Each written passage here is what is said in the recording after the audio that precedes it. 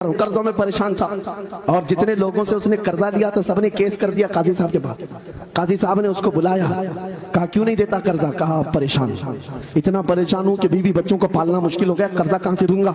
कहा ये सब बहाने नहीं चलेंगे, 3 दिन का टाइम है, अगर तू कर्जे नहीं देगा तो जेल भेज देंगे। काजी साहब जज थे, जस्टिस, जब उनका ऑर्डर आया तो परेशान नौजवान गया, रोता हुआ बाहर जा रहा था। एक दुर्वेश से मुलाकात हुई, पूछा क्या हुआ? इसने गम की बिपता सुनाई, मैं तो 3 दिन के बाद जेल जाने वाला हूँ। उस बुजुर्ग ने कहा रोता क्यों है, क्यों इतना परेशान हाल है? जा एक काम कर, घर में जाकर कसरत से हुजूर को याद कर। क्या बात, याद रखो मेरे नौजवानों, क्या बात कह रहा हूं। एक दुर्वेश ने कहा हुजूर को याद कर, अपनी मुसीबतें उन्हें बयान कर जो तेरी मुसीबतें सुनते, जो तेरा दर्द समझते हैं। गया वो रात को रोता रोता हुजूर पर दुरूद पढ़ने लगा, याद करके रोने लगा।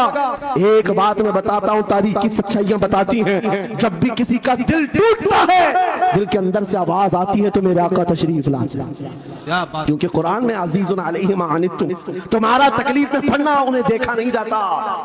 रात गुजरती चली गई, थक हार करके वो सो गया। आंसू इतने गिरे थे कि उसकी जमीन तर हो गई।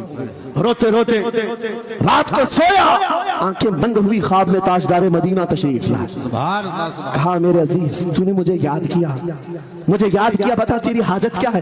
रो करके कहने लगा आका आपसे कोई हाल छुपा नहीं है, मैं परेशान हूं, मुझे 3 दिन का वक्त दिया गया है, मुझे जेल भेजा जाएगा। हुजूर ने कहा सुबह उठना, बादशाह के दरबार में जा, या वजीर जो उस वक्त का था, खलीफा उसके दरबार में था, और उससे कह तुझे जितनी जरूरत हो दे देगा। इस गरीब ने कहा बादशाह का दरबार बड़ा दरबार है, वो मुझे पहुंचने कहां देंगे, और फिर अगर मैं कहूं आपने भेजा है तो वो तो मुझे रिजेक्ट कर देंगे, ऐसी झूठे लोग आते हैं।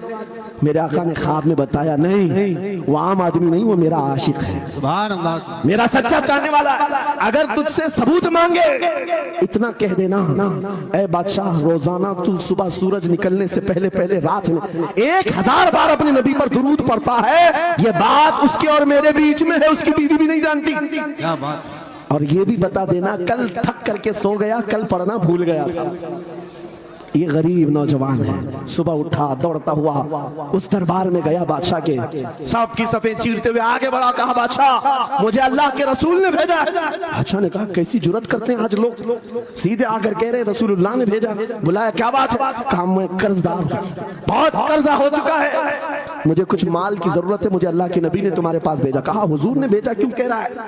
मांगना है जो मांग ले। उसने कहा नहीं, आका ने कहा है।